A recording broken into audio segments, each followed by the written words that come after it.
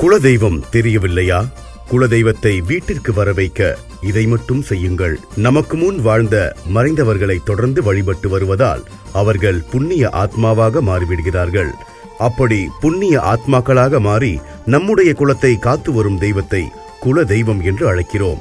அப்படிப்பட்ட குலதெய்வத்தை வருடத்திற்கு ஒரு முறையாவது சென்று வழிபட வேண்டும். குலதெய்வம் தெரிந்தவர்கள் வழிபடலாம். ஆனால் சிலர் குலதெய்வம் என்பது என்னவென்றே தெரியாமல் இருப்பார்கள். குலதெய்வத்தை நாமும் தெரிந்து கொண்டு நமக்கு பின்னால் வரும் தலைமுறைக்கும் எடுத்துச் செல்ல வேண்டும். குலதெய்வத்தை மறந்தால் பல துன்பங்களுக்கு ஆளாகி பிறகு ஜோதிடர்கள், ஆன்மீக பெரியவர்கள் நினைவுபடுத்திய பிறகு பல தெய்வத்தை தேடி அலைபவர்கள் பலர் இங்கு உள்ளனர். அப்படி குலதெய்வம் தெரியாதவர்கள் என்ன செய்தால் குலதெய்வம் எது என்பதை தெரிந்து கொள்ளலாம்? இங்கே காணலாம். அத்தி மரக்கிளை வழிபாடு.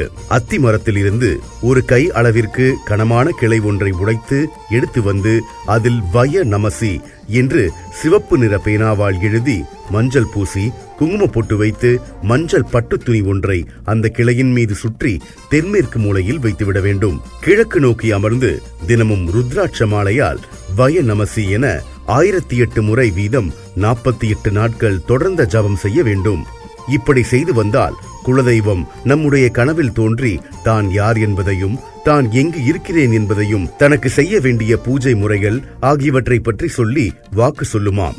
இந்த பூஜையை செவ்வாய் மற்றும் வெள்ளி இரவு 9 மணிக்கு மேல் வளர்பிறையில் துவங்கி தொடர்ந்து 48 நாட்கள் தொடர்ந்து செய்து வர வேண்டும். அப்படி செய்து வந்தால் உங்கள் குலதெய்வம் என்னவென்று நீங்கள் தெரிந்து கொள்ளலாம்.